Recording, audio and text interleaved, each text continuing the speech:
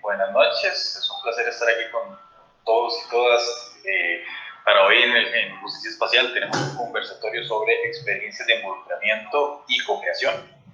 Esto es un esfuerzo conjunto Justicia Espacial de la Fundación Clave, Internos Atelier y en conjunto con la Universidad Veritas. Bienvenidas, bienvenidos.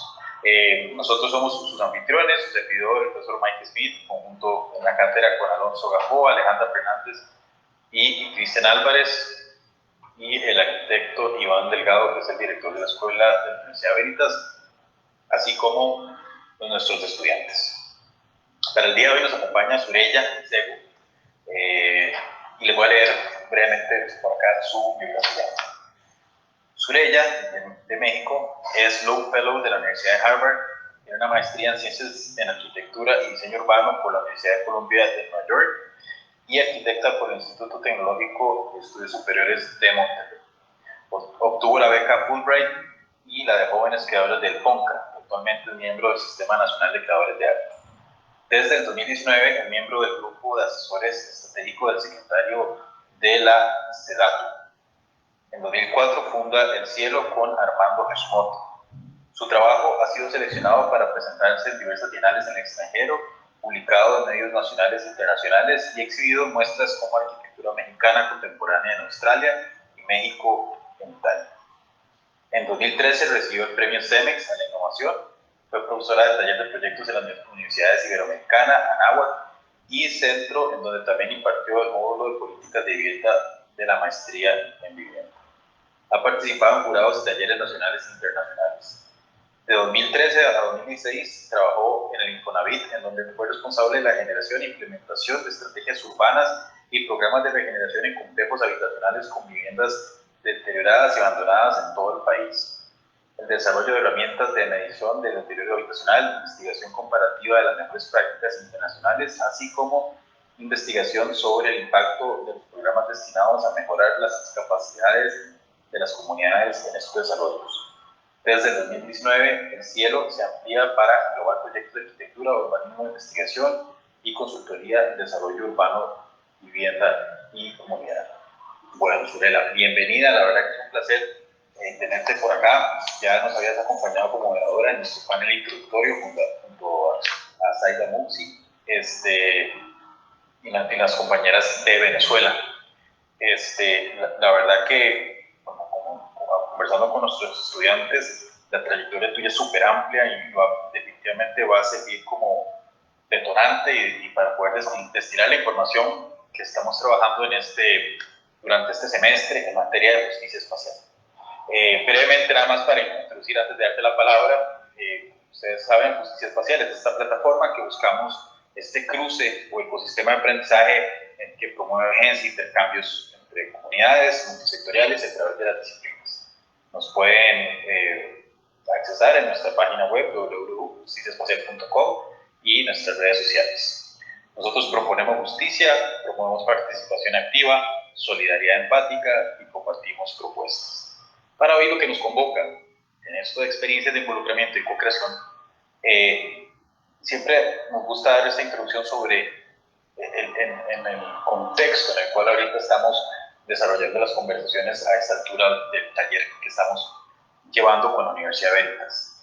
Estas pequeñas tácticas del hábitat que denominaba Foucault es algo de interés para nosotros porque desde esta gestión de los procesos, del empoderamiento para poder tener agencia y acción sobre el territorio es algo que para nosotros es de interés, como esta agencia que promueve espacializaciones se rodea o podría circunscribirse o como en este esquema de las heterotopías de Foucault, donde podríamos hablar de insumos que tienen que ver con poder sobre el territorio. Cuando hablamos de procesos de co-creación, podríamos decir que hay unas 5 décadas importantes, tal vez en los años 60 y 70 hubo discusiones relevantes de Habraken en el movimiento de participación, Christopher Alexander, Lucien Kroll, Ralph Erskine, Jane Jacobs, entre otros, que definitivamente ponen sobre la mesa la importancia y la relevancia de que queremos, está bien, participar de los procesos de la ciudad, pero no lo vamos a hacer solos. y la importancia debe demandar espacios comunes necesarios para esta transformación que viene cogestionada desde la ciudadanía. Estos procesos co-creativos nos interesa hablar sobre participación, cómo esto genera confianza y cómo en el tiempo genera pertenencia, siendo quizás la confianza uno de los valores transversales en todo este quehacer. Cuando hablamos de capacidades, reconocemos que la comunicación a la hora de desarrollar una experiencia co-creativa, cómo nos comunicamos, cómo nos organizamos, cómo gestionamos, cómo planificamos, se vuelven agentes importantes dentro de un proceso de co-creación. En algunas conversaciones que hemos tenido con el clúster académico acá y con nuestros estudiantes, se ha presentado esta premisa de que pueden haber tal vez unos 3 pasos, ya sabemos que no hay recetas, pero sí hay momentos importantes, que hay un primer paso en donde en este esquema se habla de participación y confianza, un primer paso donde nos inspiramos, nos conocemos, donde hay contacto inicial, donde se generan activaciones, eventos, se construyen vínculos. Hay otro segundo momento que es donde ideamos, cogestionamos, co-creamos talleres, indagamos sobre necesidades, visiones, valores, qué propuestas ya existen o se pueden llegar a implementar, hasta inclusive tener insumos de inteligencia territorial para tener un acercamiento mucho más comprensivo de la complejidad del territorio. En este segundo momento igual se empiezan a generar estructuras de organización que nos hacen migrar a un tercer momento, que es la implementación, donde hay acuerdos, donde hay consensos, donde se establecen programas y proyectos que requieren un seguimiento y que generan pertenencia. Entonces, en este diagrama tal vez secuencial, vemos cómo la participación y la confianza son situaciones que van creciendo a lo largo de estos 3 momentos. Otra herramienta valiosa es la escalera de participación de Hart, que hizo en el 93. ¿Cuáles son los niveles de participación, verdad? Evidentemente hay algo perverso en estos niveles inferiores, que es básicamente manipulación de las poblaciones para decir que esto se hizo. Casi que la población es una decoración o una actitud simbólica, y lo que nos interesa más bien es migrar donde las poblaciones con equipos profesionales o técnicos pueden gestionar y desarrollar, coordinar las acciones que sean justas y necesarias para la realidad de un grupo humano determinado. Y esto va creciendo de niveles de involucramiento, evidentemente. Cuando vemos los esquemas del Human Centered Design, también se dice que uno debería comenzar desde lo que se desea, pero sin perder de perspectiva lo factible, lo viable, para no generar falsas expectativas tampoco, ¿verdad? Entonces, esto es algo que a nosotros nos interesa. En estos procesos de involucramiento, de estar próximos, de estar ahí, de poder trabajar, de poder de primera mano co-crear ideas que nos permiten luego como colectivo presentarlas, discutirlas, abordarlas, ponerlas en perspectiva en una comunidad para traer esta información, procesarla, generar patrones de diseño a nivel técnico y diseño todo lo que esto implica, no solamente proyectar un espacio, sino todas las oportunidades que existen y derivadas de estas experiencias para poderlas aterrizar en unas pautas o estrategias de diseño que pueden ser instrumentadas dentro de un contexto, aterrizadas con un esquema operativo para poder establecer estrategias o propuestas en un sitio específico, ¿verdad? Y que previo a su construcción se tienen que validar, se tienen que discutir. Entonces estamos hablando de procesos iterativos que van y vienen para poder afinar esto que se quiere hacer. Entonces, esto era una breve introducción para contarte un poco en lo que estamos, en las conversaciones que estamos teniendo. Nuestros estudiantes ya están haciendo su planteamiento estratégico para ir a ejecutar propuestas de co-creación, y ahí consideramos lo valioso de tu aporte el día de hoy para enriquecernos en ese sentido y tener una conversación a gusto contigo. Y bienvenida, Surya, y adelante. Muchas gracias, y pues muy pertinente tu introducción, porque justo escogí un proyecto que hicimos desde nuestra práctica profesional privada, contarles la experiencia también que tuvimos como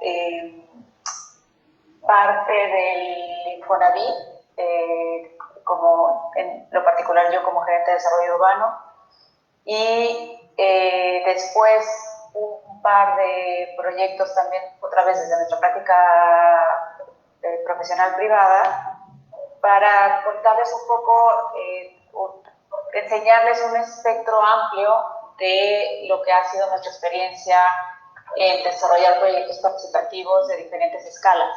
Entonces creo que ahí vamos a tener oportunidad de platicar sobre estas, pues los temas, todos los temas que mencionaste, Mike, o sea, de las partes que suceden dentro de un proceso participativo, del tema de la confianza, que es fundamental, y como del nivel de participación que puedes tener dependiendo del tipo de proyecto y de la escala también, creo. Entonces, a mí me encantaría que si tienen una duda o pregunta me interrumpan. La verdad es que creo que podemos hacerlo así más como una charla. Es difícil, me ha pasado ahora con esto de los Zooms y los Teams y los Meetings,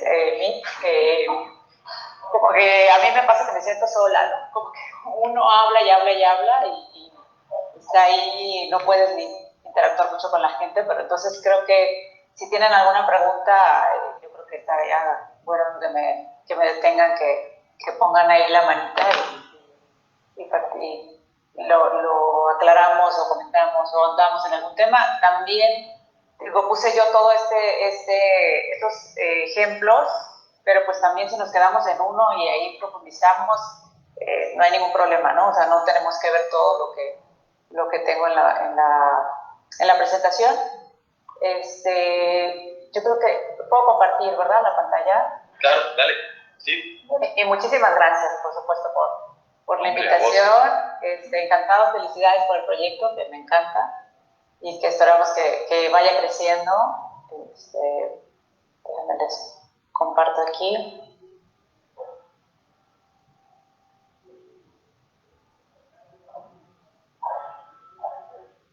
A ver si se ve. Ya se ve. Sí, perfecto. Ok. Ok. Uy. Ahí está, ¿verdad? ¿Sí lo ven? Sí se ve, sí, correcto. Perfecto, ok. Yo ahora no sé qué tengo que hacer, pero yo no veo a nadie. Creo que debería haber una pantallita, ¿no? A veces a mí me pasa eso, vos sabes, con el Teams, se me va todo el mundo. Bueno, así está. Si alguien quiere, yo no veo a nadie, ni la manita ni nada, entonces si alguien... Yo te aviso cualquier cosa. Nos dice, ¿no? O sea, ahí habla. Bueno, yo tengo un socio en todos los sentidos, que se llama Armando Hashimoto, entonces también él no está aquí hoy, pero trabajamos en conjunto. Y también cuando nos invitaron a trabajar en Infonavit, nosotros teníamos nuestra práctica privada y profesional, y nos invitaron a trabajar en Infonavit, y fue muy simpático que nos invitaron a los dos, a mí para ser gerente de desarrollo urbano y a Armando para ser gerente de calidad de vivienda. Entonces estuvimos ahí trabajando, yo 3 años y medio y él 6. Entonces hasta en ese trabajo particular estuvimos los dos. Entonces estamos realmente bastante juntos. El primer proyecto que quiero platicarles es un plan estratégico que hicimos para una zona en la Ciudad de México que se llama Tacubaya, que es una zona, esta la hicimos en conjunto con Juan Herreros de España, y es una zona que está ubicada, esta es la Ciudad de México, esto que está aquí, todo lo demás y más que no se ve es la zona metropolitana del Valle de México. Y lo que tiene en particular esta zona de Tacubaya, por lo que se vuelve muy interesante, es que es una zona bastante central. Aquí está, en México tenemos, en la Ciudad de México tenemos un bosque muy grande, que es el bosque de Chapultepec, que está aquí. ¿Ustedes pueden ver la mano? No se ve. No. ¿Qué tendré que hacer, saben? Tal vez deja de compartir abajo donde está la pantallita como con una X y y volvió. Ahora sí se está viendo. ¿No se veía la pantalla? Sí, ahora sí se ve el cuerpo con concentricidades. Ajá. Y se ve la mano como del Sí, piso. ahora sí se ve la manita. Pues lo dejo así. El otro era como full screen, pero pues lo dejo así y... ¿Se alcanza a ver bien? Sí. Ok, Sí. bueno, sí. Entonces, esto verde que está aquí es el bosque de Chapultepec, que es uno de los bosques más grandes, bosques urbanos más grandes, y aquí está esta zona de Tacubaya. El Zócalo está como por aquí, y entonces este es como parte de la zona, es un extremo de la zona central de la ciudad.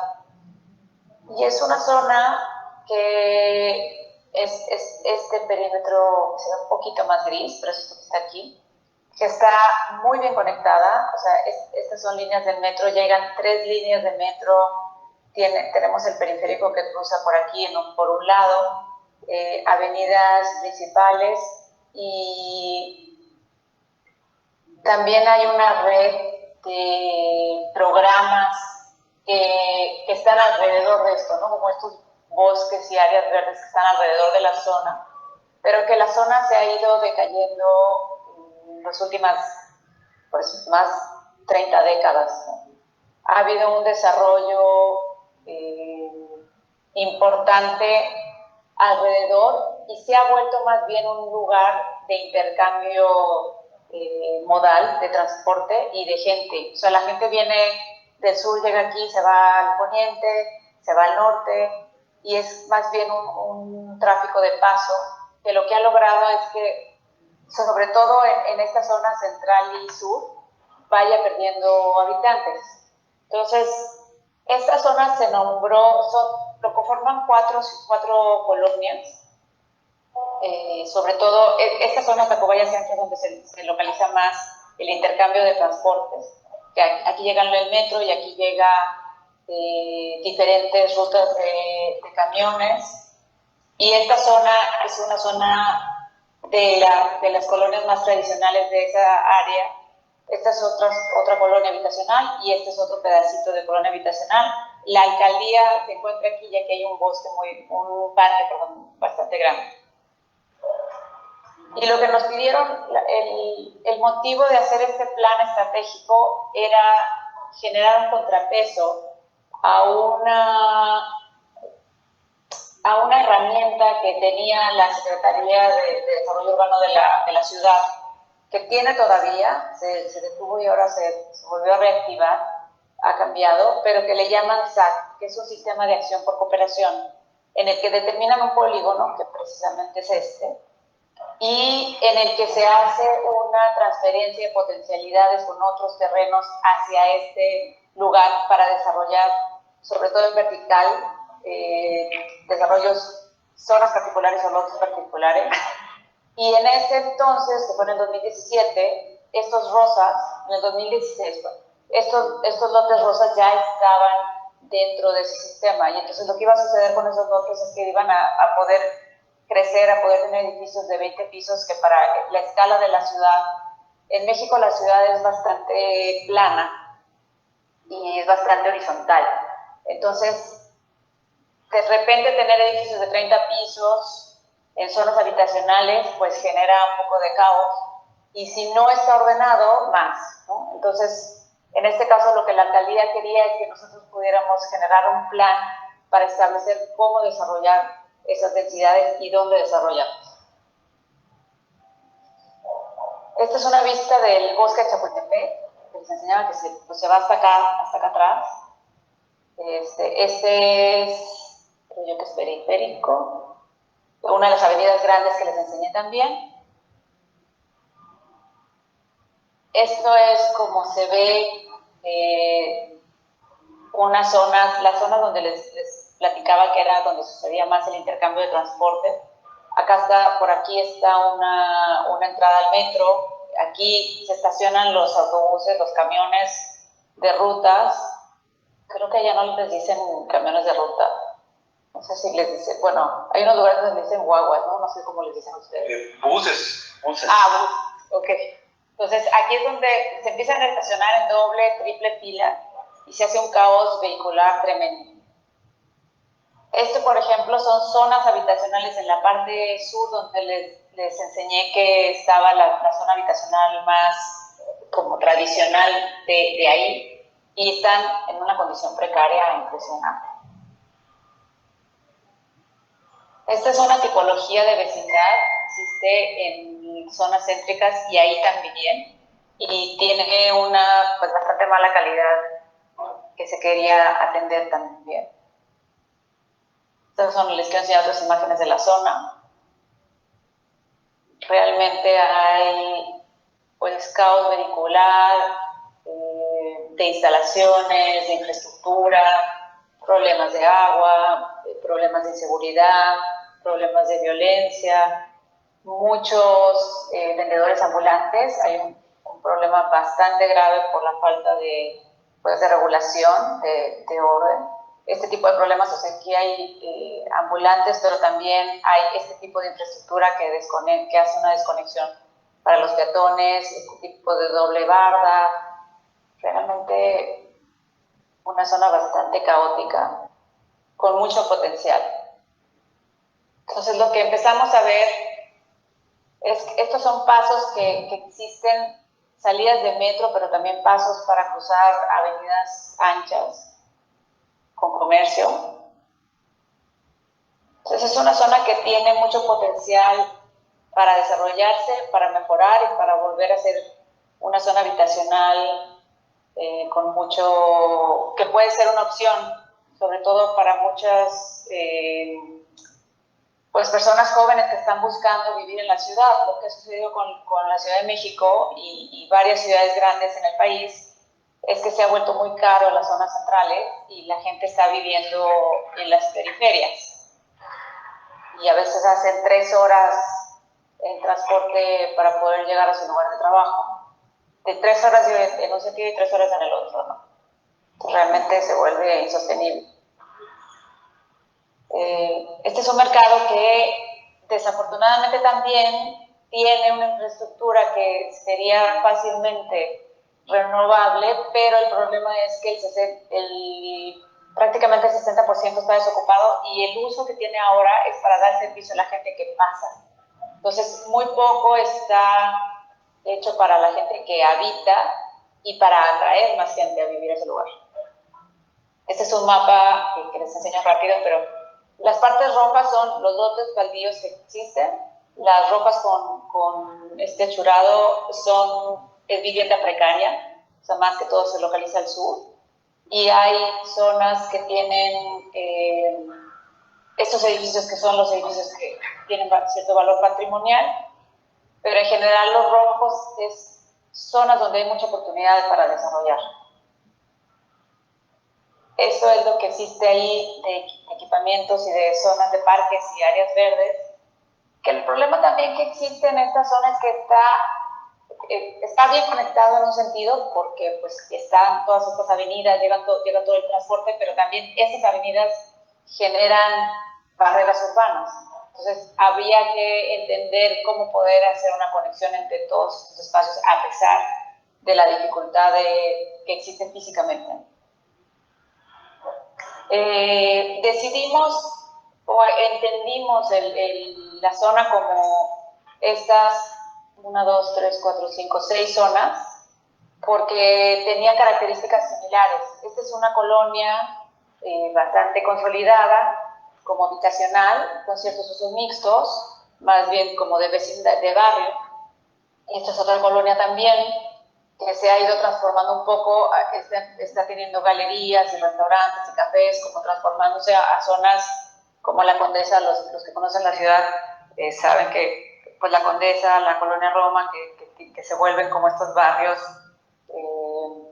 como de visita, no sé si decir más chic, pero como con cierto onda y más para jóvenes y para turistas, ¿no? Esta es una colonia más tradicional, pero que en realidad lo que existe aquí es la alcaldía, como el ayuntamiento aquí, y una zona, un parque grande, pero que está separado por esta avenida. Entonces, realmente cada una de estas zonas están bastante separadas y no se hablan unas a otras. Y esta es la zona central que se vuelve bastante comercial, o que es bastante comercial y que podría consolidarse como una zona de mayor densidad, y esta zona sur, en donde existe mucha vivienda precaria y que se vio la posibilidad de incluir vivienda social. Lo que empezamos a hacer fue generar, este plan es un plan participativo desde el inicio. ¿Qué logramos hacer? Bueno, lo que ha pasado también en México, y yo creo que en muchos lugares de Latinoamérica, es que se ha perdido la confianza en el gobierno, se ha perdido la comunidad, la ciudadanía ha perdido la confianza en los procesos, en las instituciones, y entonces pues ha sido, a nosotros por ejemplo en este proyecto nos fue complicado, se hizo complicado el tema participativo. O sea, por más que queríamos nosotros tenemos organizados muchos talleres, tenemos organizados muchas como reuniones, en realidad tuvimos que buscar otras maneras de comunicarnos. Entonces lo que hicimos desde el principio, porque la gente no iba, ¿no? Entonces ese es, por más que tú quieras tener todo preparado, que la gente no asiste, no tienes mucha opción, ¿no? Entonces lo que hicimos fue tener varios frentes. El primero fue hacer una página en internet en donde estaríamos subiendo la información constantemente y la gente podría acceder y ver qué es lo que estaba pasando con el plan. Uno. Otro era poner este lugar, una oficina pequeña en el mercado que les enseñé, que es un lugar bastante central y que podía estar abierto al público todos los días para que la gente, ahí vamos a pegar la información y la gente podía ir en cualquier momento, ¿no? También hicimos una rueda de prensa para dar inicio al plan. Se hizo una convocatoria también para hacer como una reunión de arranque, en donde se invitaron a los diferentes grupos vecinales. Y la idea era tener reuniones a lo largo del proceso del plan y sobre todo en momentos específicos. Las primeras eran para conocer las necesidades de la gente. Aquí pues son cosas que ustedes conocen porque es como lo que ha enseñado Mike, ¿no? Lo que enseñó al principio. De buscar entender cuáles son esas necesidades de la gente, hablar con los líderes de la comunidad, hablar con los actores locales. Hicimos reuniones, talleres con niños, talleres con adolescentes, y también hubo momentos en los que vimos que los talleres no estaban funcionando y lo que hicimos fue salirnos a la calle y ver en dónde se reunía más gente y ahí empezar a poner información como esto, ¿no? O sea, enseñar ahí y tener personas que pudieran explicar, como Ricardo, que pudieran ir explicando a la gente qué pasaba. Entonces se volvía no necesariamente una reunión, sino más bien una exposición para que la gente también que cruzaba por ahí pudiera entender que estaba sucediendo algo. Hicimos estas presentaciones de los avances del plan con la gente de la alcaldía y aquí, por ejemplo, estamos al lado, en la calle, al lado del mercado, ¿no? Entonces también buscar, nosotros no esperar a que la gente viniera, sino más bien nosotros ir a los lugares donde estaba la gente. Y nos funcionó bastante bien. Creo que es un buen como inicio, pero en temas de participación pues hay que seguir como trabajando y creo que una de las cosas que he aprendido es que los temas, o sea, uno tiene que ser bastante paciente en estos procesos porque son procesos largos. O sea, tanto los temas urbanos como los temas sociales son procesos largos y creo que entre más se involucra la comunidad y sean ellos los que puedan seguir trabajando, es mejor, porque uno tiene normalmente un tiempo límite. O sea, uno como arquitecto, como urbanista, como oficial del gobierno, pues tiene un tiempo. y la gente es la que sigue viviendo ahí, ¿no? La que sigue, la que puede continuar trabajando. Entonces creo que esa es una parte importante, como de también transmitir la información y capacitar de alguna manera a los habitantes para que ellos puedan continuar trabajando en sus problemas, en sus soluciones.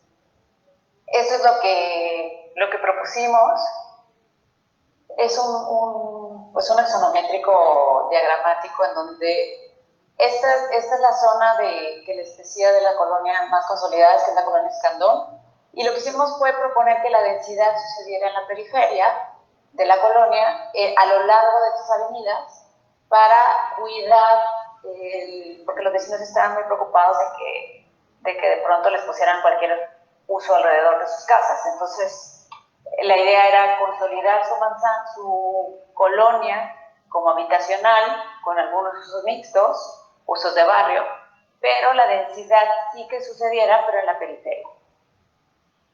Lo mismo en estas avenidas y en esta zona central, en donde les decía que era más comercial, sí poder también generar mucho más densidad. Creo que proponíamos nosotros que podían llegar a 30 pisos, que eso en la Ciudad de México solo sucede en las grandes avenidas y en algunos otros lugares. Y dejar en esta zona también, a lo largo de esta avenida de viaducto, dejar densidad para generar vivienda social. Este es el tipo de planes, de proyectos que propusimos, que era como estas ideas de localizar dónde estaban las problemáticas viales y luego hacer propuestas específicas. Que eso también es una cosa que tiene este plan, que al ser estratégico lo que hacíamos es que era menos planeación como tradicional y más planeación con ideas específicas de proyectos específicos, detonantes, para poder desarrollar casi inmediatamente que terminábamos el plan, ya podíamos empezar ese proyecto. Entonces aquí también lo que proponemos en la zona central también es que se hiciera toda esta red peatonal, esto está en gris, es tratar de hacer una red peatonal para conectar las grandes zonas y poder cruzar en puntos estratégicos las avenidas que eran estas barreras que les decía al principio. Esta es una tabla de acciones que en los diferentes rubros del plan, por ejemplo en el tema de movilidad, en el tema de estructura urbana, tema de dotacional de infraestructura, poníamos cuáles son los proyectos principales, con un presupuesto aproximado y con catalogado por importancia, o sea, digamos, este es de primera importancia, de media y de corto, mediano y largo plazo. Entonces, de alguna manera, se vuelve como un manual para las personas que trabajan en la alcaldía, para que ellos puedan ir construyendo esta ciudad de la cual construimos una visión en conjunto con estos procesos participativos con la comunidad y lo hicimos como en un decálogo, que ahorita se los voy a enseñar. Estas son acciones específicas que dicen cuál es la acción y de qué se trata, quiénes son los involucrados, un costo aproximado y los tiempos. Entonces de repente se vuelve como una guía de navegación para la gente que está en la administración pública. Aquí es lo mismo. Este es un folleto que hicimos para dar a la comunidad, para que ellos también estuvieran como parte de lo que les decía, de que es importante que la comunidad esté involucrada, no solo que participe. Y creo que esto tiene que ver con lo que decía Mike, de los niveles de participación. O sea, en la parte baja de la escalera está esta parte de participación, en la que más bien lo que hacemos es buscar, contar como aprobación, como manipular a la comunidad para poder lograr lo que queremos hacer. O lo que sucede mucho en México es que se hace como alguien hace el plan y luego lo ponen en un lugar, lo exhiben y ya, dicen, estuvo exhibido 2 semanas, tuvimos estos 20 comentarios, les hicimos caso y ya está. Y ya se palomea la idea como que le dan check a participación, pero en realidad no tenemos como los comentarios, las necesidades, no se platica con la comunidad. Y en este caso lo que hicimos fue generar estos mapas de bolsillo que la comunidad podía tener, y para que ellos pudieran tener control y saber cuál es la imagen que podía tener su ciudad, ¿no? Y ellos pudieran controlar y decir, no, pues me están construyendo aquí un edificio de 20 pisos, pues no está aquí en el plan. O sea, como tener la información necesaria. También a mí, o sea, creo que es muy importante que en este tema de participación darle la información a la gente, ¿no? O sea, que la gente cuente con información clara que pueda usar como herramienta para ellos mismos, pero también para exigirle a las autoridades a que cumplan con lo que les están prometiendo.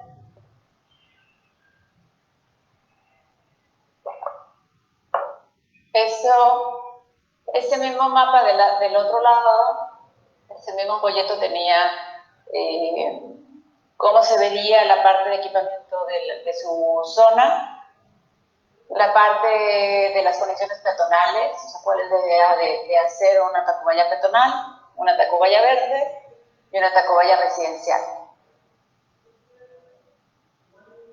Y este es el del decálogo que les decía que hicimos, que es a través de este decálogo explicamos cuál es la visión para esta zona. O sea, aquí que era pues construir una ciudad que tuviera todas estas capas de actividad: vivienda, patrimonio, movilidad, sociedad y gobernanza, y que fuera a través de la participación ciudadana.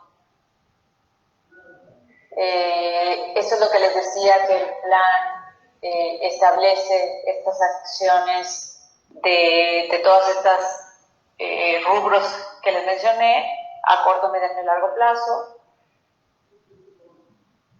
También al tener esta herramienta, estos mapas con la priorización de los proyectos, se hace más fácil, se establecen los lineamientos para evaluar y corregir proyectos nuevos. O sea, ya llega una solicitud de hacer un proyecto y el que esté encargado, la persona encargada de parte de las autoridades para dar un permiso, pues puede revisar este mapa y está muy claro qué se puede y qué no se puede hacer, o dónde sí o dónde es mejor que otro lugar. También, pues, el plan estratégico busca que sea una ciudad para el peatón.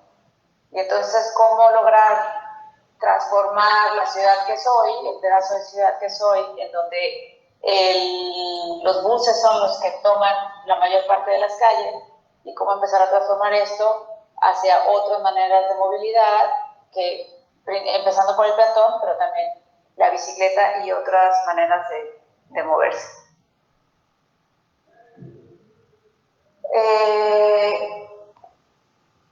Esto también, otro de los puntos importantes es cómo entender la generación de oportunidades para el desarrollo y para la densidad. O sea, en dónde sí se puede crecer, en dónde no. Y cómo lograr que las plantas bajas sean plantas activas para que haya mucha más actividad durante todo el día y no se vuelvan lugares. Aquí si uno va en la noche, la verdad es que no va uno en la noche. O sea, son lugares muy inseguros y evitas cruzar. Entonces, ¿cómo empezar a generar una ciudad mucho más segura? ¿Cómo preservar la parte patrimonial, histórica del lugar? Reforzarlo y reforzar la identidad que ya tiene Tacubaya. Entonces, era a partir de esa existencia de identidad, cómo reforzarla y cómo aumentarla. Para que también al generar esta identidad o preservar esta identidad, pues podíamos también involucrar a mucho más gente de la comunidad. Otro punto importante es la naturalización del espacio urbano. Entonces, cómo traer mucho más zonas verdes a lo que existe, cómo transformar las avenidas, las grandes calles en avenidas que pudieran ser mucho más caminables, mucho más amables con el peatón.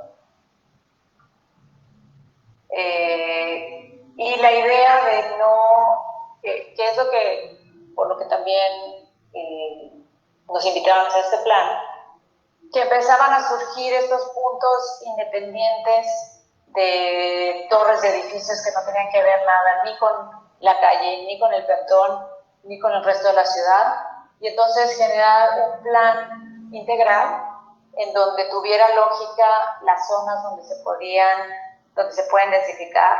Entonces, no construir edificios solos, sino construir un paisaje urbano que tuviera sentido y que tuviera escala para el peatón y para la ciudad.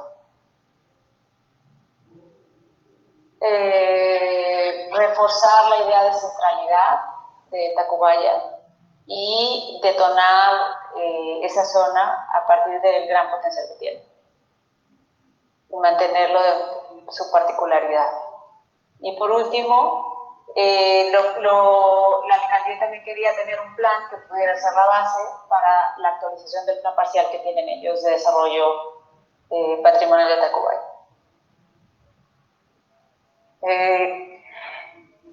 Lo que sigue que les quiero enseñar son programas para el espacio público que hicimos en Infonavit, que también lo que tiene el Infonavit, bueno, el plan que les enseñé ahora era como una escala de ciudad, más desde una perspectiva pues de planeación, aunque a mí me gusta más decir que es como un tema más entre planeación y diseño urbano y arquitectura, ¿no? El plan que hicimos antes. Y esto de Infonavit, pues a mí lo que me parece interesante, bueno, entre las cosas que me parece interesante es que son programas que hicimos para todo el país. Entonces, el tema de la escala es muy importante.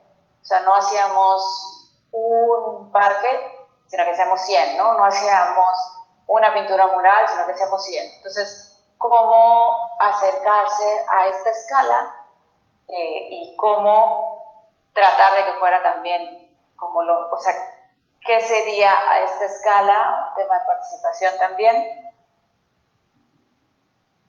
Para lograr esto, pues hicimos investigación durante todo el tiempo que estuvimos ahí, generamos programas y también implementamos proyectos. Entonces, creo que también tiene que ver con lo que explicabas, Mike, como de este proceso, ¿no? O sea, ¿cómo podemos involucrar, o sea, es posible involucrar a la comunidad a hacer procesos participativos pues, durante la investigación, a la hora de generar programas, a la hora de generar proyectos?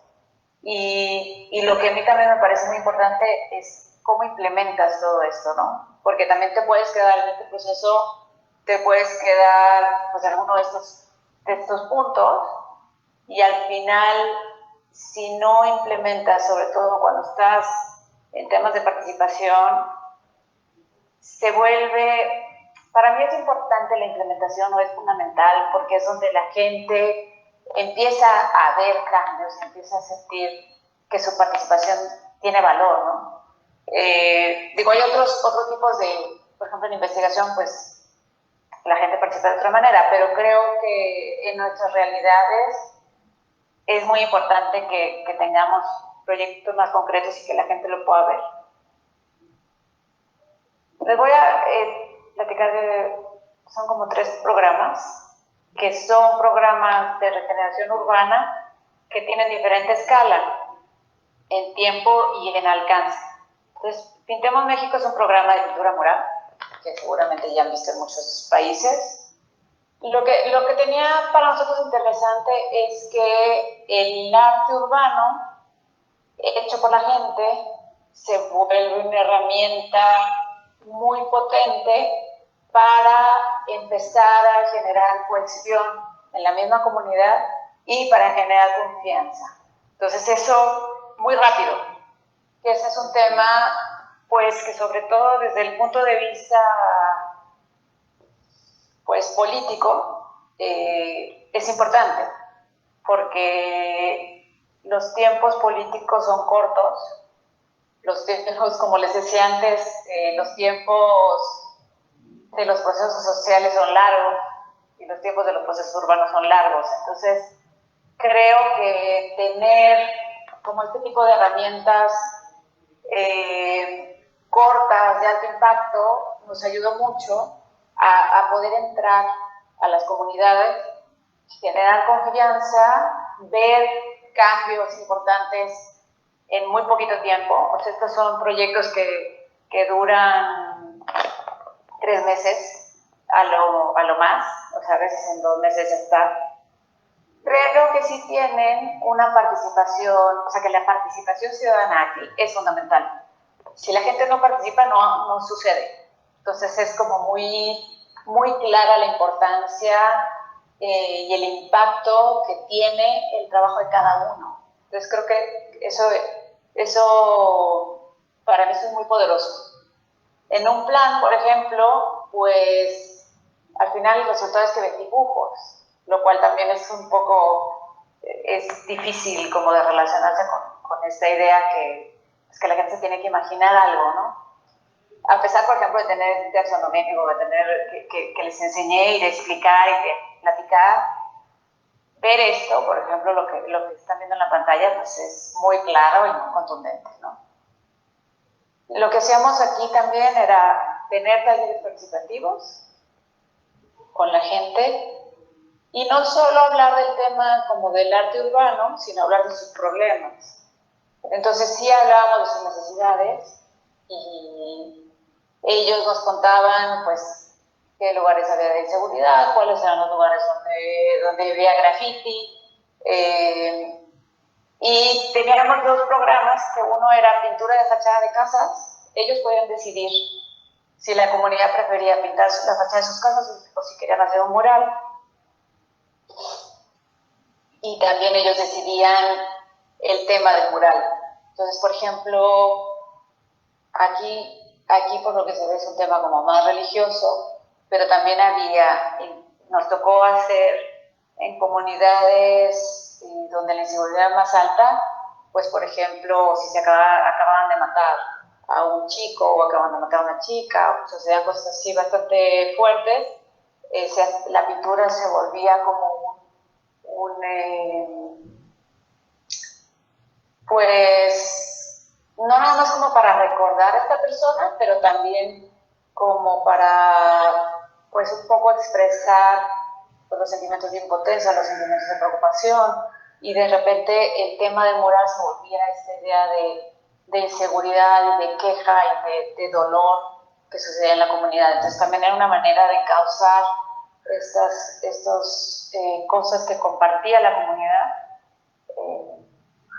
Se hicieron también pinturas, se hicieron bancas, se hicieron paraderos para los buses, parques, y lo que sucedía es que los talleristas trabajaban con la comunidad y la comunidad ayudaba a pintar, a decidir qué hacer y a pintar.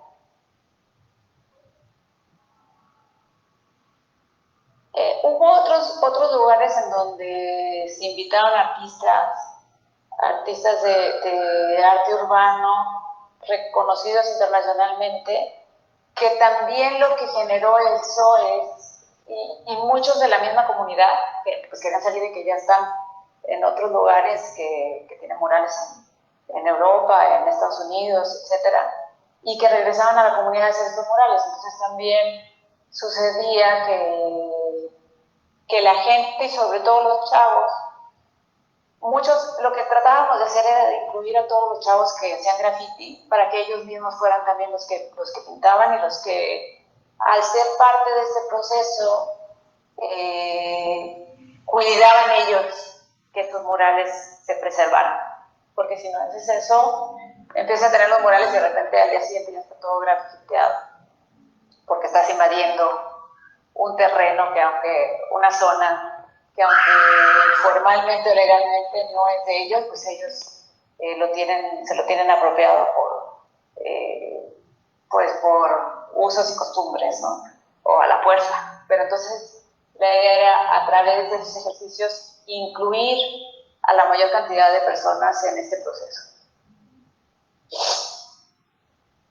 Y también como parte de todo este trabajo, hicimos una investigación con un colectivo de arte urbano de Querétaro, acá en México, que se llama Board Reaper. Entonces ellos hicieron un análisis de proyectos que se hacían con la comunidad, proyectos que se hacían con artistas y proyectos que se hacían en comunidades mucho más consolidadas.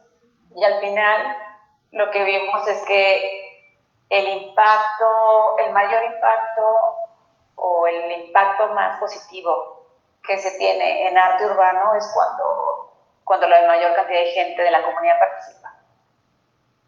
Es un poco obvio, pero creo que sirve ¿cómo podemos decir?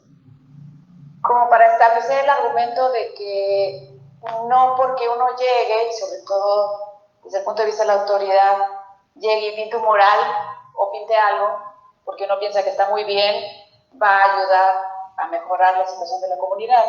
O sea, uno tiene que trabajar con la comunidad para que sea ella misma la que pueda ir trabajando y formar parte del mejoramiento de su entorno.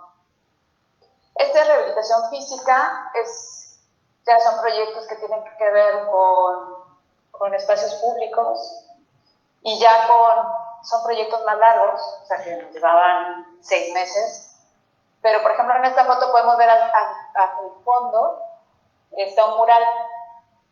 Entonces lo que hicimos fue en esta comunidad llegar primero y trabajar el mural con la comunidad y después ya hacer el tema de espacio público. Entonces logramos entender y tener una participación mayor a la hora de desarrollar el programa y como de entender las necesidades de la comunidad para el parque. Entonces logramos tener, por ejemplo, esto que está aquí, ¿sí ven el cursor, verdad? La manita, ok. Esto que está aquí, ellos tenían como una camilla y a la hora de diseñar esto, decidimos poner este murito para que ahí pudieran ellos hacer ceremonias de cualquier tipo que quisieran hacer, como un fondo para tener eventos en estas zonas. Luego tienen una biblioteca acá, que esta biblioteca de repente da sombra a ciertas horas del día, y en esa sombra y en la noche las señoras se ponen a hacer sus clases de baile. Por acá están las canchas y por aquí están los juegos infantiles, donde hay bancas donde la gente, las mamás se pueden sentar. Entonces, creo que también parte del tema, este tema importante, aquí podemos ver, es como normalmente pasan los parques en México, ¿no? Y este es un parque diseñado por Frida Escobedo, que yo creo que muchos puede ser que la conozcan, y en donde se toma en cuenta las actividades reales de la gente. El tema de la iluminación también es fundamental. O sea, si se fijan aquí, pues hay una luminaria aquí, otra acá, y aquí pues hay todo un recorrido con luz hasta abajo de las bancas, ¿no? Que en estas zonas es muy importante por el tema de la seguridad. Y porque extiendes el uso del espacio. O sea, si hay luz, la gente se queda mucho más tiempo usando el espacio. Entonces, no es nada más cuando hay sol, sino que, por ejemplo, aquí, pues, aquí tienen su evento, su clase de baile. Otro de los temas que fueron importantes es entender, estos son los juegos de niños tradicionales.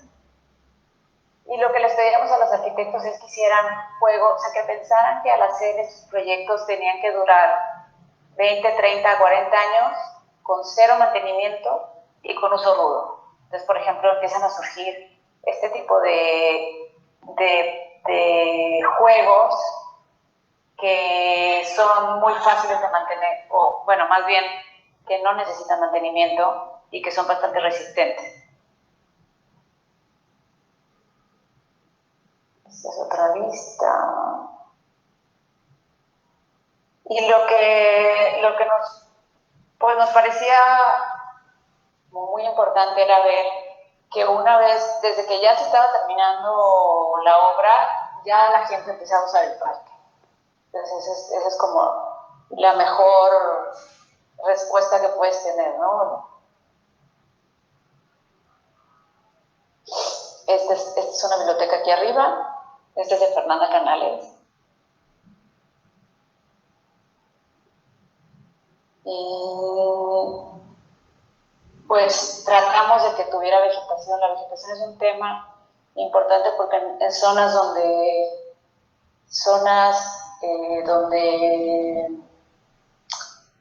hay mucho deterioro, es difícil que la vegetación se mantenga, pero pues nosotros insistimos en tener vegetación endémica para que pudiéramos tener zonas más verdes. Por ejemplo, este es un área de niños, ¿no? Que es un juego, o sea, son escalones. En realidad es muy básico, pero al final pues te puedes sentar, puedes correr, puedes brincar y pues son también de cero mantenimiento. Este es otro ejemplo. Este es por Iván Hernández, Judes. Este es en una zona que es muy caliente, en Mérida, en Yucatán. Y, por ejemplo, una de las cosas que fue interesante fue entender que también ese es el tema, que tratamos de que cada proyecto, aunque fueran 100 proyectos, que cada proyecto fuera particular y que respondiera a las necesidades tanto del clima como de los vecinos, de las comunidades particulares en las que se iba a desarrollar el proyecto. En este caso, en donde normalmente en Mérida la gente sale, o sea, la temperatura puede llegar a 40 a 45 grados en el día, que pudieran tener sombra a los niños. Este parque estaba muy cerquita de una escuela y entonces también cuando terminamos de hacer esta obra, a las 2 de la tarde estaban estos niños ya jugando ahí. Y normalmente los niños salen a jugar a las 6 de la tarde. Entonces también el tiempo que usan un espacio es muy cortito. Al tener estas sombras y tener iluminación, aquí se hizo el parque y se hicieron estos como corredores que conectan el parque con otras zonas del vecindario, y también se le puso sombra y luz. Entonces lo que logramos también fue mejorar la seguridad y ampliar su uso. O sea, aquí, por ejemplo, con poner unas banquitas, pues ya había gente que se quedaba ahí. Y esto es como estaba antes y como está ahora con la luz. Y también aquí hay pintura mural. También empezamos haciendo murales con ellos y ya después haciendo el parque y estos corredores.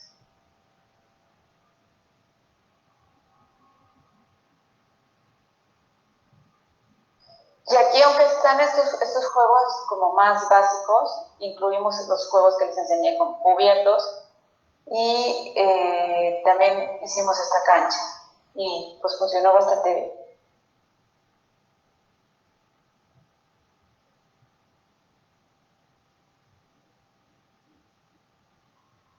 Por ejemplo, una de las cosas que es importante es entender, aquí está esta zona de niños y por la manera en que se diseñaron estas bancas se vuelven como una banda, un límite. Entonces las mamás pueden estar, porque en general las mamás son las que llevan a los niños al parque, pueden estar sentadas aquí mientras los niños están jugando acá y no tienen el peligro de que se puedan ir corriendo a la calle. Entonces ese es el tipo de cosas que también nos parece importante en el diseño, que se tomara en cuenta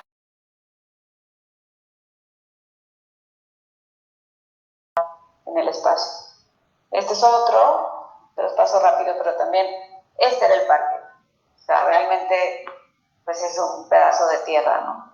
Sin árboles, sin nada. Y esto fue lo que se hizo. Un área que simplemente con estas gradas se vuelve una especie de anfiteatro, un pequeño salón de usos múltiples con un área exterior, una cancha y este tipo de juegos que también son muy resistentes.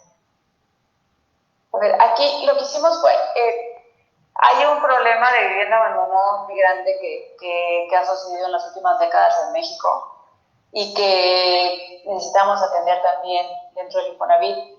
Entonces, a este programa le llamamos regeneración urbana porque hicimos una investigación para generar un atlas de abandono de vivienda y entender la problemática a nivel país.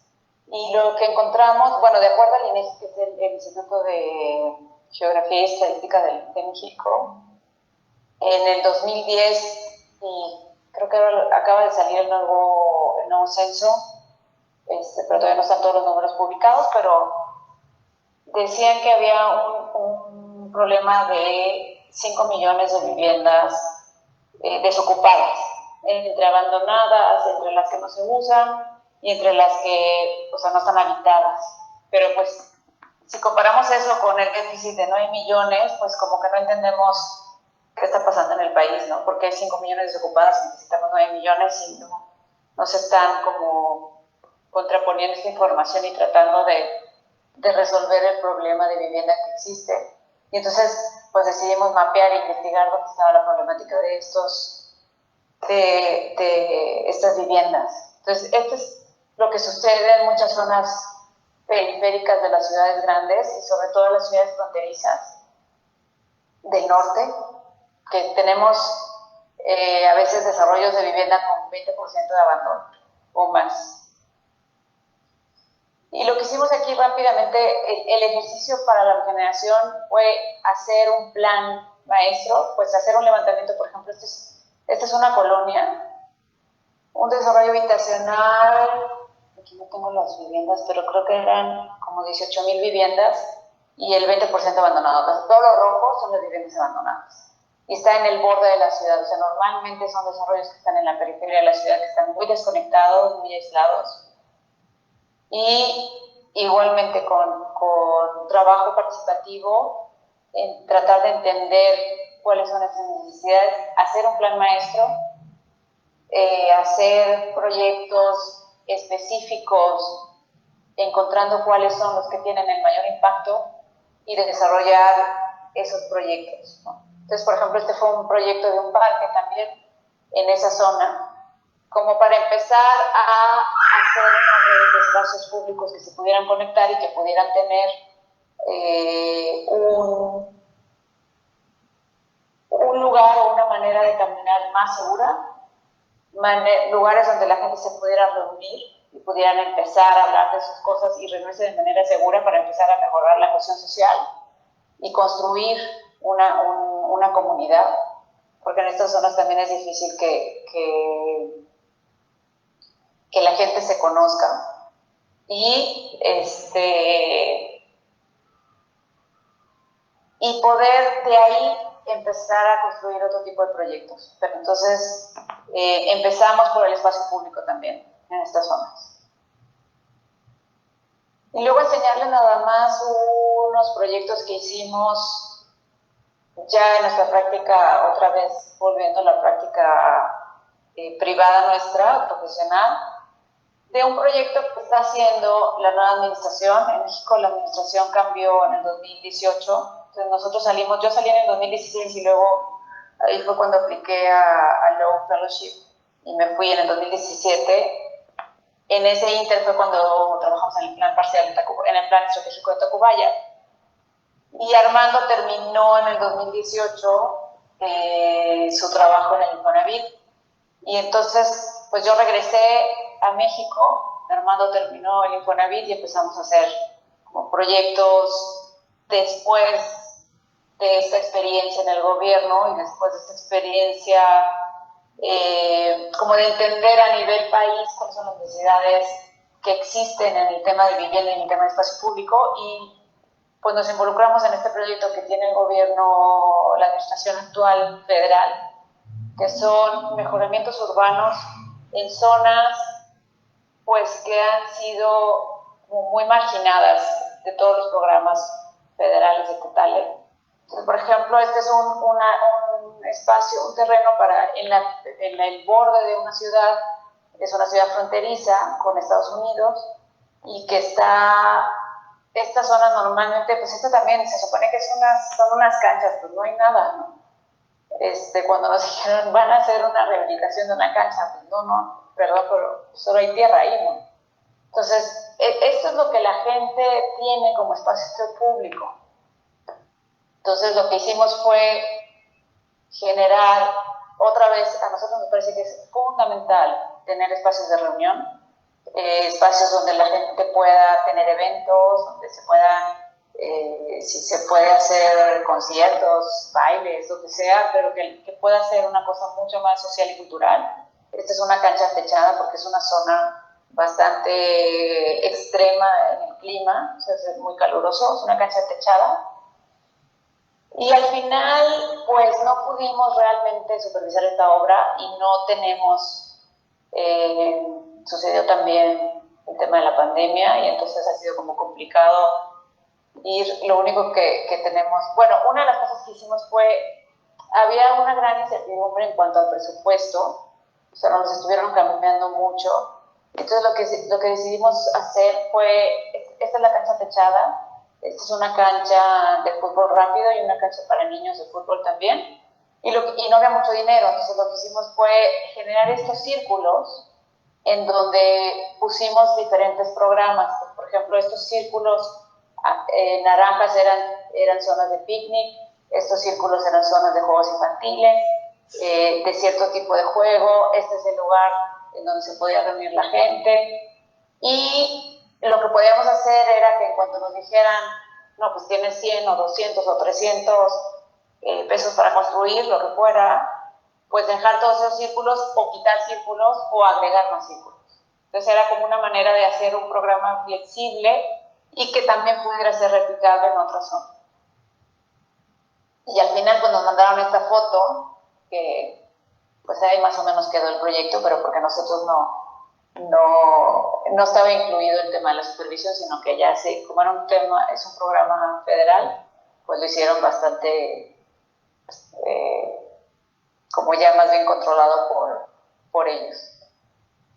Lo mismo en este terreno, este es un triángulo también del mismo programa para hacer otro parque, y este es el tipo de vivienda que sucede mucho en estas zonas donde les enseñé antes, como esta es la vivienda social, que se da mucho acá, y este es pues como el área pública, el parque, ¿no? Aquí hay una escuela. Y también para esta lo que pensamos, no había tampoco tanto presupuesto, y más bien lo que pensamos fue generar un núcleo, no se ve tanto aquí, pero un núcleo de servicios, y todo lo demás que fuera una serie de plataformas que se pudieran subir y bajar, o sea, que la gente pudiera subir y bajar y los niños pudieran subir escaleras, bajar escaleras, y que esos fueran los juegos donde pudieran estar, y esta área cubierta para también lo mismo, eventos, para clases de zumba. Entonces esta sería el área cubierta, y por acá hay el módulo de servicios y traer vegetación endémica que pudiera funcionar con muy bajo mantenimiento.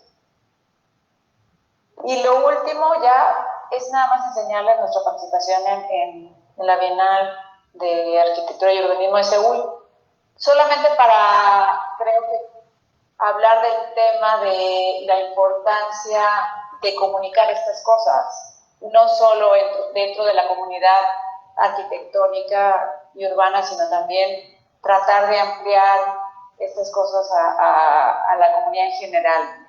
Entonces, a nosotros nos parece importante pues llevar estos proyectos. Nosotros llevamos los proyectos que hicimos en Infonavit y otros proyectos de vivienda. El tema era Collective Cities, y entonces de lo que hablamos ahí fue de cómo se ha venido dando la vivienda social en México desde los 50 hasta el día de hoy, y qué es como el intento que teníamos como por regenerar y por involucrar arquitectos en estos proyectos sociales y enseñarlo como en el público en general.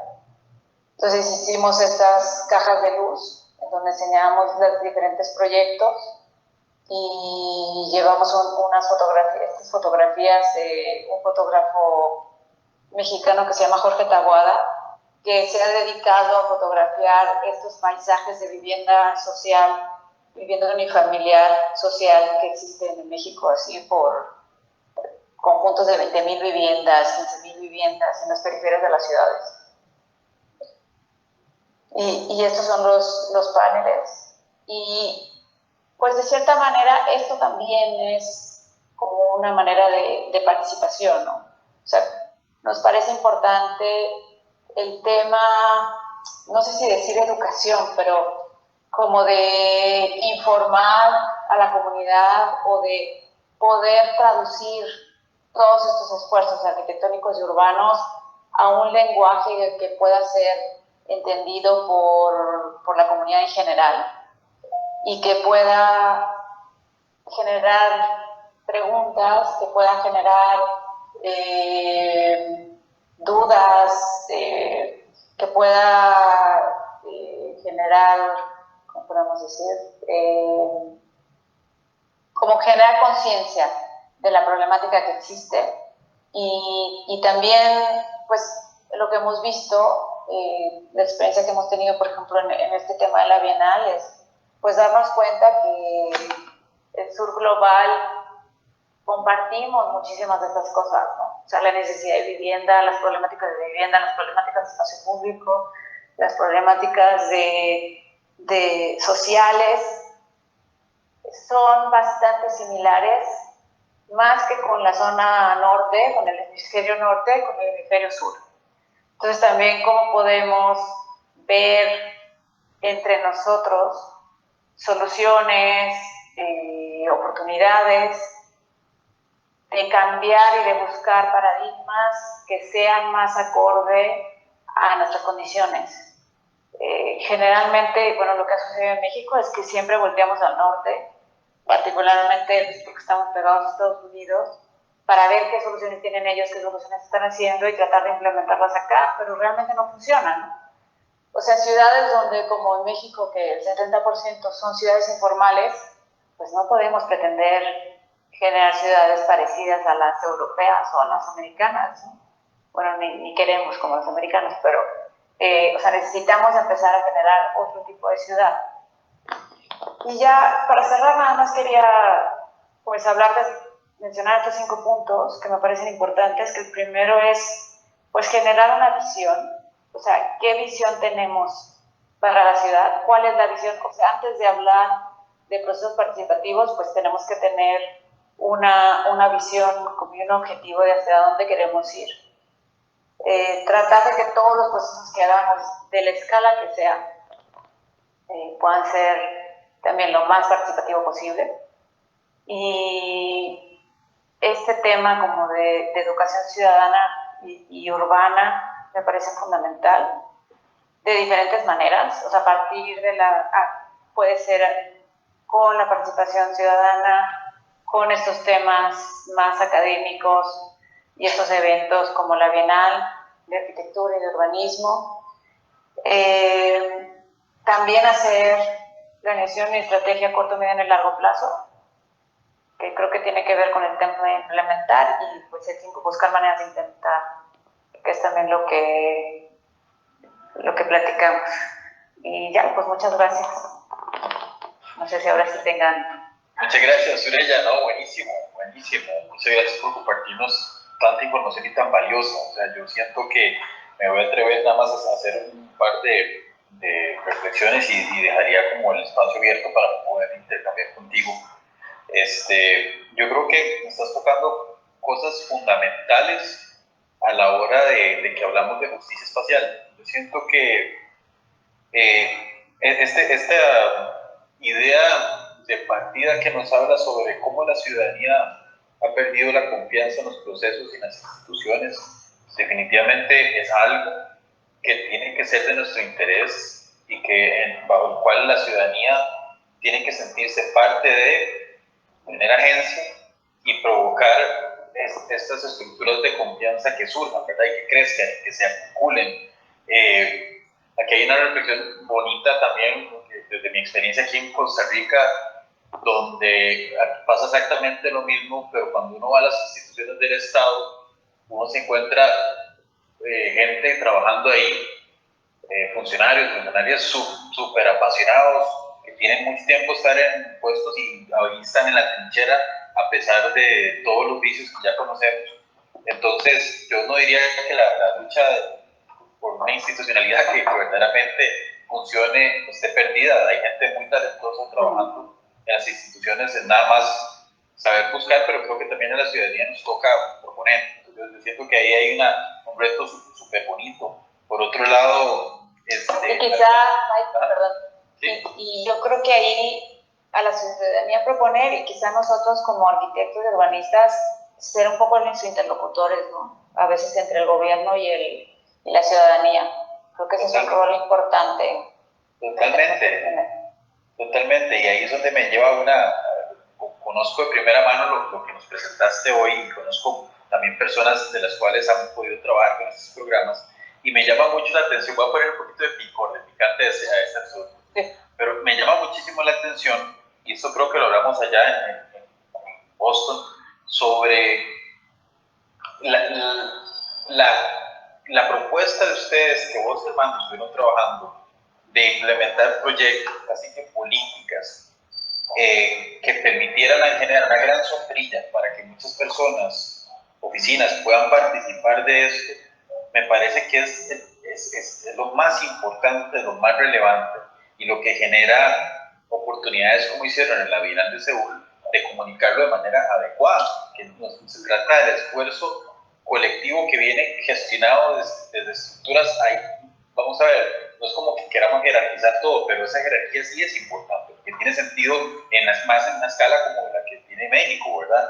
Pero cuando uno ve las prácticas de muchas de estas oficinas, eso no se menciona casi, o por no decir que no se menciona, o sea, casi que es como la obra de este gran arquitecta, que son proyectos hermosísimos, no me queda la menor duda, súper bien ejecutados y todo, una muy buena obra, pero lo más importante a veces no se menciona. Entonces yo creo que hacerle no es como que tenga que todo el mundo darle crédito a algo, pero sí creo que a nivel de comunicación ciudadana, la ciudadanía tiene que entender que no se trata del resultado final, sino de dónde vienen estos procesos. Y yo siento que esa consistencia se pierde a veces, ¿verdad? Y volvemos otra vez al objeto. Sí, es que yo creo que estamos en una... Bueno, a mí me gusta pensar que estamos en una coyuntura en la que el rol del arquitecto tiene que cambiar.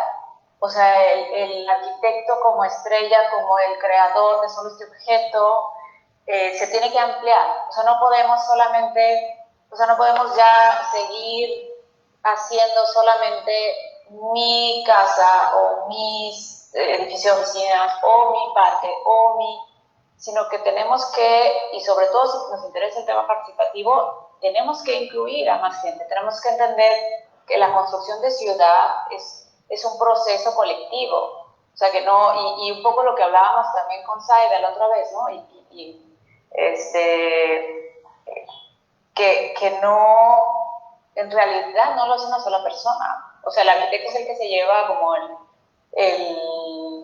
yo hice esto y este está mi nombre y tal, pero atrás de ese arquitecto hay un equipo para empezar en su oficina, pero también está el equipo, están los que construyen, están los trabajadores, está la comunidad, está el gobierno, o sea, hay como toda una complejidad que tendríamos que empezar a reconocer para que también esos proyectos tengan mucho más impacto, porque si no vamos a seguir haciendo como pequeñitas cosas que a veces sí pueden influenciar otras cosas, pero que en realidad, por ejemplo, si estos arquitectos hablaran del sistema que se hizo, ¿no? O sea, de la red de arquitectos que se formó, de la red de espacios que se formó, como de lo que se puede enseñar hoy, que se puede hacer diferente, pues yo creo que ganaríamos mucho más, ¿no? O sea, ahorita cada quien gana sus premios, porque están ganando premios con estos proyectos, ¿no?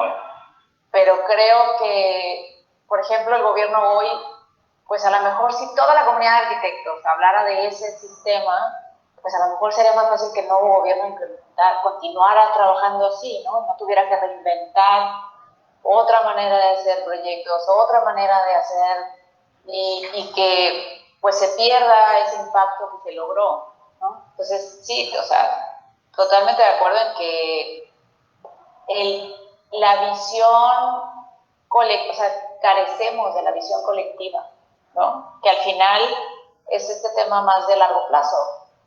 O sea, al final, pues, vamos a estar todos juntos y es un tema, o sea, estamos construyendo ciudad o estamos construyendo una serie de proyectos, ¿no? Totalmente, y ahí quería como hacer también esa idea con algo que mencionaste de Cruz y Fona Forman la vez pasada, que ellos hablaban sobre sistemas de curaduría. Eso me pareció hermosísimo, súper hermoso, porque ya me quitaste las palabras de la boca, o sea, realmente estamos ante un reto que es el planteamiento de la comunicación desde los sistemas o ecosistemas que se construyen en base a todas estas colaboraciones, y es en la comunicación, cómo curemos esta información donde podemos tener mayor trascendencia. Y esto tiene muchísimo que ver con la agenda que nos interesa este año de trabajar justicia espacial con perspectiva de equidad, de género, de derechos humanos, que en la medida, porque ahora los estudiantes ya van a empezar a trabajar propuestas, pero si esas propuestas no van pensadas desde el inicio con una estrategia de comunicación adecuada, vamos a terminar trabajando otra vez como elementos aislados, ¿verdad? Y no se trata de eso. Entonces, nada más quería como mencionar eso y quiero como dejar el espacio abierto a comentarios y preguntas. Sí, yo ahí agregaría que cuando, digo, ahora que dices que van a empezar a implementar sus proyectos, pues nada más tomar en cuenta, a veces como que nos sentamos en el escritorio y estamos ahí trabajando un poco lejanos del proyecto y de la realidad en la que está insertado el proyecto. Y si nos imaginamos qué quisiéramos nosotros, cómo lo viviríamos, nos gustaría sentarnos, nos gustaría tener una sombra, nos gustaría caminar entre árboles o no, creo que eso ayudaría mucho. O sea, si pensamos en la experiencia de, pues, la experiencia de una señora, la experiencia de unos niños, la experiencia de una persona mayor, la experiencia de unos jóvenes que quieren andar en patineta, o sea, creo que eso ayudaría, que es parte de lo que nos sirvió. O sea, nosotros todo el tiempo insistimos en que fueran espacios públicos para una diversidad de grupos, ¿no? Que no fuera solamente un tipo de espacio público, sino que pudiera ser el espacio público de las señoras, el espacio público de los niños, el espacio público para muchos, ¿no? Que ahí es donde también pues empieza a funcionar como un espacio en donde hay justicia espacial, ¿no? Donde es un espacio incluyente, ¿no? Claro que sí. Claro que sí. Y bueno, ahora sí, por favor, aprovechemos a nuestra invitada. Estimados, estimadas, comentarios, preguntas, dudas. Creo que Alberto tiene una... Hay manitas ahí levantadas. ¿O no? Bueno, yo veo una, pero no. A ver, yo no la vi. ¿No? Sí, pueden levantar las manos, por favor, las manitas, y ahí vamos dando la palabra, entonces, para ser más ordenado. Adelante. Alberto, Delio, ¿o qué? ¿Usted tiene Alberto? Bueno, esto bien, no importa. Bueno, primeramente agradecerle el espacio y el tiempo que está sacando a Azurela. Creo que va a ser súper provechoso toda esta conversación que estamos generando. Tal vez yo tenía una pregunta con respecto a los detonantes, a las acciones que puedan detonar como esta inclusión de las comunidades que usted mencionaba, que uno de los que tenían bastante impacto era las acciones artísticas, digamos, pintar con las personas y demás, pero tal vez nosotros que ahorita estamos como en este proceso tal vez bimodal, en donde algunas cosas se pueden hacer presenciales, otras tienen que ser virtuales, como tal vez desde su experiencia o recomendaciones, otras acciones de alto impacto, pero a nivel digital, y cómo estos procesos incluso cómo pueden ser más inclusivos en lugar de ser como de segregar estos procesos para solo las personas que tienen acceso a las herramientas, digamos. Pues yo creo que, bueno, hoy creo que nos hemos dado cuenta, no sé cómo sucede en Costa Rica, pero acá la mayor parte de la gente tiene un teléfono celular. Ya la mayoría de la gente no tiene un teléfono fijo. No sé si sucede lo mismo allá, pero más bien todos tienen un teléfono celular y casi todos son como smartphone, y se pueden hacer, una de las cosas que estamos empezando a implementar son talleres participativos a través de plataformas que también tenemos la ventaja de que son plataformas gratuitas, o sea que tú puedes acceder, pues, como esto que estamos haciendo, y que puedes usar herramientas como Miro, como Mural, y puedes tú trabajar en plataformas donde tú puedes enseñar este pizarrón como lo que enseñamos, donde empiezas a mapear cosas. O sea, creo que sí hay maneras de reunirse digitalmente que se pueden aprovechar. O sea, por lo menos ahora, por ejemplo, nosotros con el tema del Long Fellow, que normalmente sucede en Estados Unidos, nos hemos estado reuniendo ahora mucho más que antes. O sea, ha habido una relación impresionante porque pues la red de docs es internacional y hay un tema obviamente de distancia geográfica que no te permite reunirte y que con el Zoom se ha podido hacer increíblemente. Entonces yo creo que hay que buscar, o sea, hay formas de hacer, por ejemplo, encuestas mucho más rápidas, hacer este tema de talleres participativos de manera digital y pues como tú decías, hay maneras de hacerlo también presencial, aunque sea como con menos gente y como mucho más cuidado se puede hacer, pero creo que debemos de explotar los temas digitales mucho más. Y sobre todo, yo creo que hay una gran oportunidad. Muchas veces la gente que no participa son los jóvenes. Entonces, por ahí puede ser que el tema digital sea mucho más atractivo para los jóvenes. Entonces, hay una gran oportunidad de incluirlos. Entonces, por ejemplo, podrías también hacer algo que montes en una comunidad, o sea, haces un mapa, un póster, algo y lo montas ahí y a partir de ellos empiezas a hacer una dinámica interactiva, ¿no? Mixta. Entonces yo creo que más bien estamos empezando.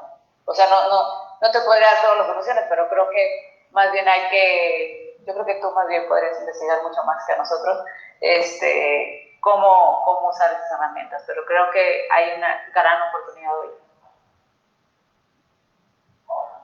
Muchísimas gracias. ¿Qué, Rebeca? Hola, ¿me escuchan bien? Sí. Sí, dale, Rebeca. Ok, súper. Bueno, muchas gracias por compartirnos toda esta experiencia, que la verdad es como, nos ayuda mucho a abrir los ojos porque se siente uno a veces un poco perdido en esto. Y quería como aprovechar, ¿verdad? Como en base a su experiencia, que es algo que nos surge como grupo mucho esta duda, y es cómo se podría integrar a toda la población sin tener que Se quedó pegadilla, ¿verdad? esto tal vez se le está dando como... Rebeca, te pegaste un toquecillo. Ok, ahora sí me escuchan bien. Sí, dale, otra vez por ti. Ok, bueno, que como grupo, digamos, en base a su experiencia, teníamos la duda de cómo podríamos integrar a toda la población sin llegar a excluir a alguien de la comunidad, porque tal vez tenemos como prioridad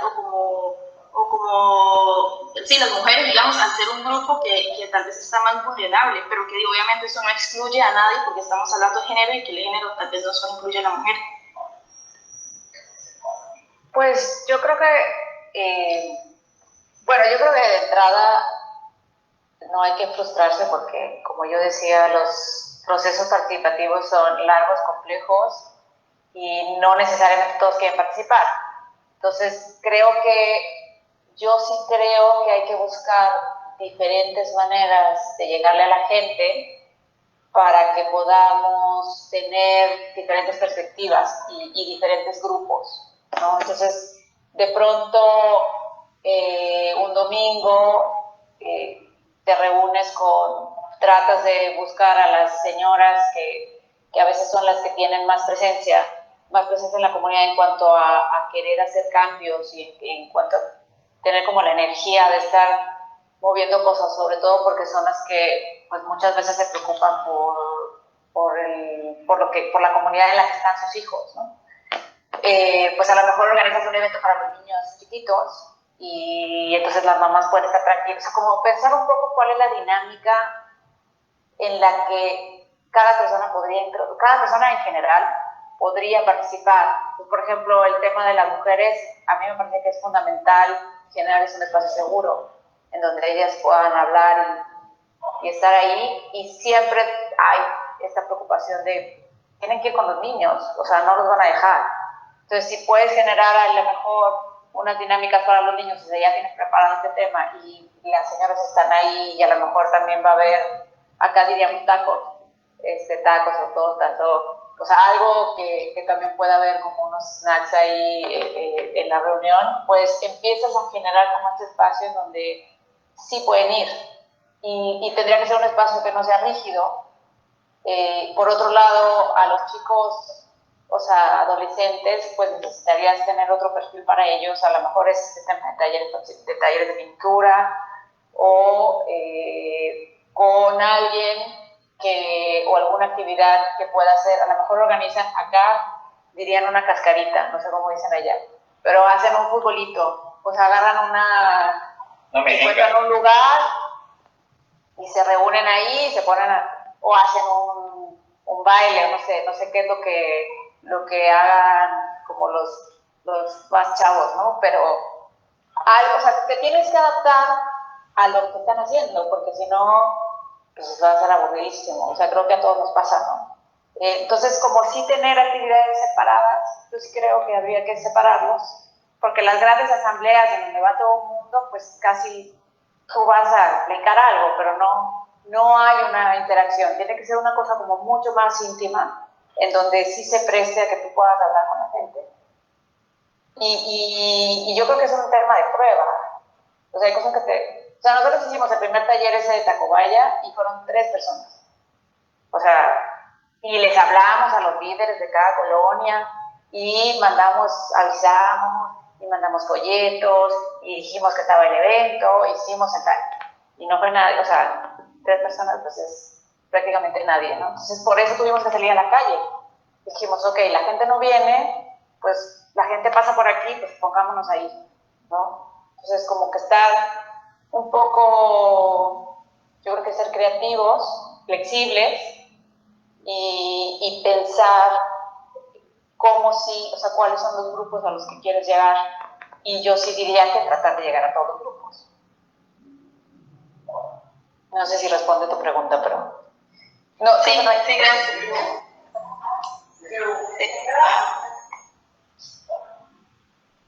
Perfecto. Otra manita por ahí. Aprovechemos. Ahí está ese. Elisa, dale.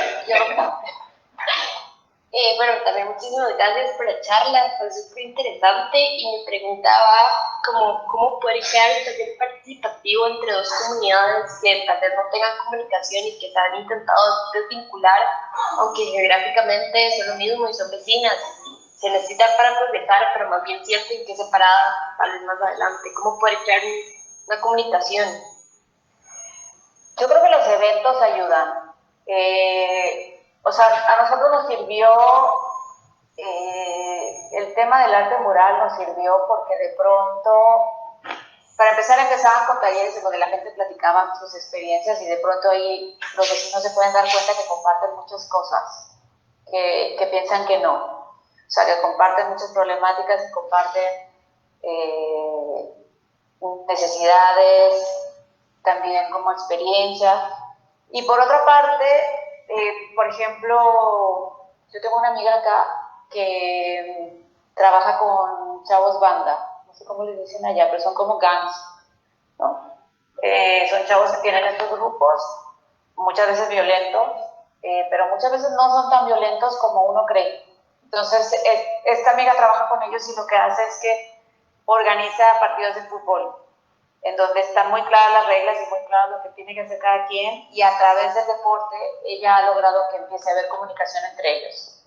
Entonces, aparte de que hacen ese tema de partidos de fútbol, hacen proyectos artísticos o culturales para mejorar ciertas zonas en donde están ellos. Entonces, por ejemplo, si ellos ocupan un parque o una plaza, de pronto hacen talleres para mejorar, para que tengan bancas, o para mejorar la luz, la iluminación, o para mejorar, pero ellos mismos lo están haciendo. Entonces, creo que entre más podamos hacer que la comunidad haga cosas, que la gente haga sus cosas. O sea, yo no creo o sea, creo que por ejemplo, hacer estos parques está muy bien, los que enseñé, pero sí es importante que ellos empiecen a hacer cosas en esos parques. porque si no, ni se van a apropiar de ellos, ni los van a cuidar, ni les van a servir, porque en realidad hay que hacer que ellos participen desde el inicio para que esos parques o esos espacios puedan responder a sus necesidades específicas. Entonces, yo creo que con eventos se puede, por ejemplo, también hacíamos, no desde mi área, pero nosotros siempre trabajábamos en Infonavit con un área de participación social muy de la mano. O sea, los programas iban realmente, o sea, teníamos reuniones semanales y nos íbamos como nosotros viendo la parte arquitectónica urbana y ellos viendo la parte social, y siempre como muy, muy involucrados. Y hacían, ¿cómo le llamaban? Como brigadas de limpieza. Y entonces, por ejemplo, no sé cómo sean las zonas de las que tú hablas, pero muchas veces son zonas pues, que a veces tienen basura, o tienen zonas como muy deterioradas, o tienen parques que no les cortan la maleza, y entonces organizas eventos en donde quizá en los puntos de contacto de las comunidades pueden ir los dos grupos y empezar a hacer brigadas de limpieza, o brigadas de mantenimiento, o brigadas de mejora, y ahí empiezan cada uno, aunque cada uno esté en su lado, pero creo que ahí se empiezan a ver, ahí empiezan a ver que tienen cosas en común, que pueden trabajar en conjunto, y empiezan como a tener cierta comunicación. Entonces, creo que uno puede ser como el facilitador de estas cosas.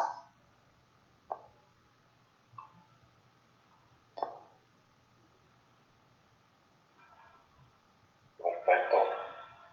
¿Algún otro comentario? ¿Pregunta? Marlene, perdón, Marlene.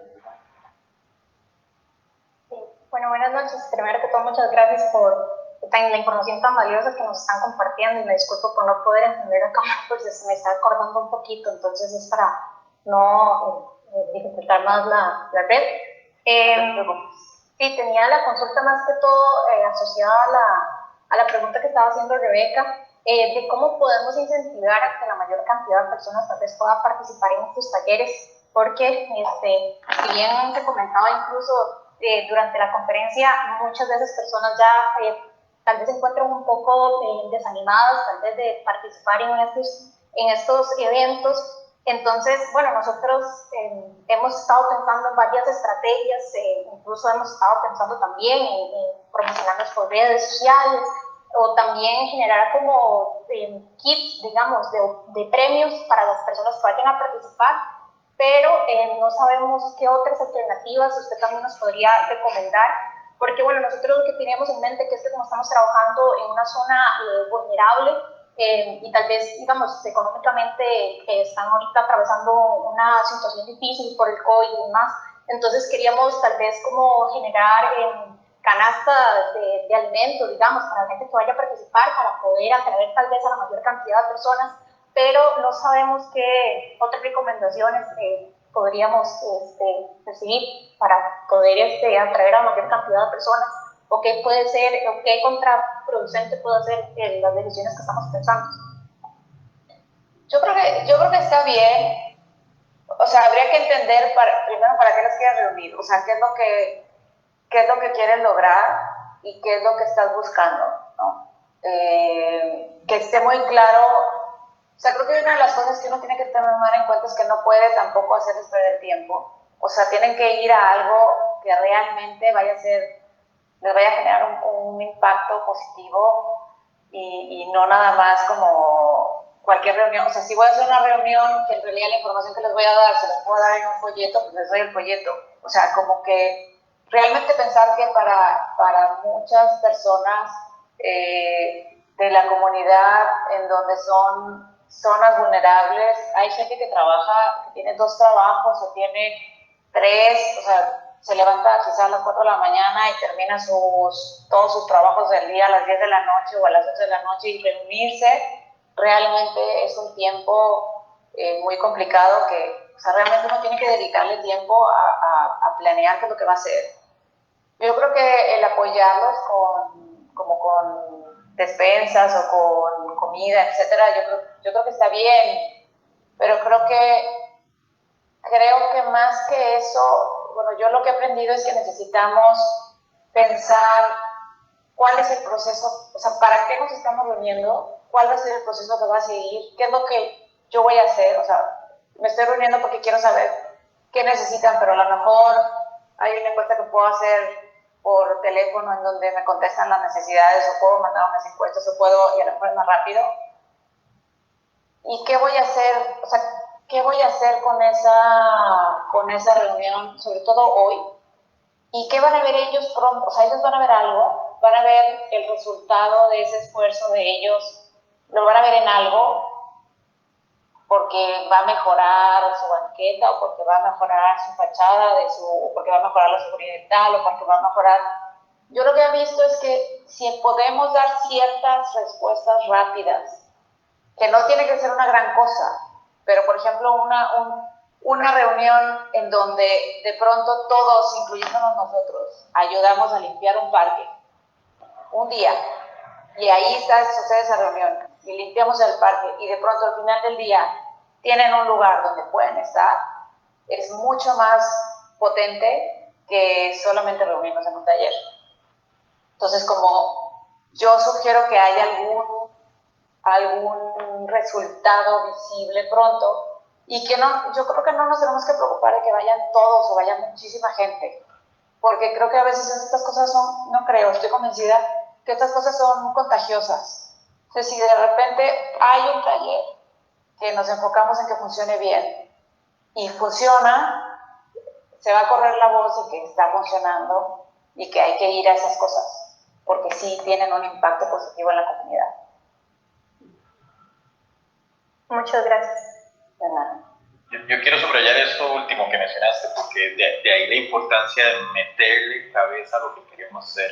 Y por eso lo hemos destinado estos días a conversar sobre eso y planificarlo y ser muy críticos y de verdad encontrarle el sentido, la parte propedéutica también, ¿verdad? Perdón, la hermenéutica, de cómo vamos a explicar eso, o sea, que eso tenga sentido para ustedes y para la comunidad, el grupo humano con que estén trabajando. Eso es importantísimo. Creo que también Belinda Tato, de Ecosistema Urbano, la vez pasada, el cuatri pasado, mencionaba también la importancia de que en estos procesos nosotros, además de ser facilitadores, somos como los promotores, los que impulsamos, los que lo decía de una manera muy chistosa, como los que entretenemos, ¿verdad? O sea, que realmente tenemos que meterle mucha cabeza a esa experiencia, que estamos, el craft, que le estamos fabricando, que le estamos... Sí. O sea, eso tiene que tener sentido y tiene que ser significativo para todos los que van a participar, incluidos ustedes. Sí, exacto. Buena, esa me encanta, eso es importante subrayarlo. No sé, ¿alguien más tendrá algún comentario? Me da pena ya con Surella darle tanto tiempo. No te preocupes. Una otra preguntita, ¿sí? Bueno, entonces, si no hay más, déjame nada más hacer como un cierre formal, Surella, que sería nada más. Sí, luego me encantaría ver sus proyectos, Mike.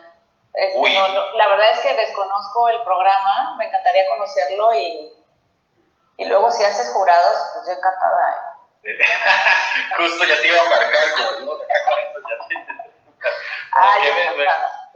sería genial tenerte invitada. De hecho, para la próxima entrega, definitivamente te invitamos porque es esta entrega que viene es el proceso de participación ya ejecutado más un frente proyecto, ¿verdad? Entonces me encantaría como que sintieras el pulso de lo que sucedió ahí y tal vez en la entrega final, como en esos dos momentos sería increíble.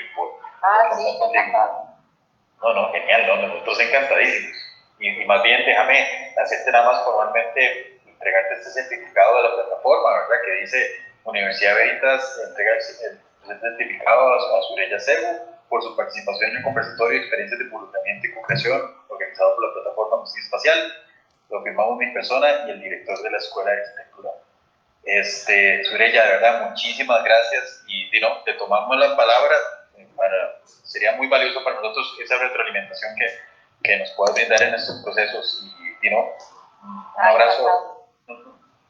Muchas gracias y mucha suerte a todos y sobre todo en esto de que tengan todos mucha salud. ¿Cómo estamos? Igualmente, que estés muy bien, chaito.